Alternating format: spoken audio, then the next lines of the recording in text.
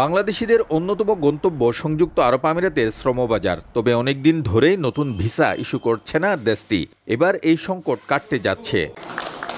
দুবাইতে বাংলাদেশ কমিউনিটির উদ্যোগে রাষ্ট্রদূত সাংবাদিক মুশফিকুল ফজল আনসারীকে দিয়া সংবর্ধনা অনুষ্ঠানে যোগ দেন বাংলাদেশে নিযুক্ত আমিরাতের রাষ্ট্রদূত আবদুল্লাহ আলী আবদুল্লাহ আল খাশফি আল হামুদি। এই অনুষ্ঠানে তিনি জানান, জানুয়ারি-ফেব্রুয়ারিতে মিলবে নতুন visa. Bangladesh numbers, population in Bangladesh, the population in UAE is around 7 lakh. Now it's 1.2. Am I right? Within 4 years, 1.2. It's a huge number. Used to be third, now it's second.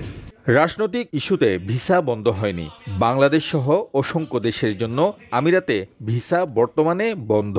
কয়েক বছর আগে আমিরাতে বাংলাদেশিদের সংখ্যা 7-8 লাখের মধ্যে ছিল, এখন 12 লাখ ছাড়িয়ে গেছে, যা অন্য দেশের তুলনায় সর্বোচ্চ। Soon Bangladeshi will have the opportunity to get into the beautiful country as visitor.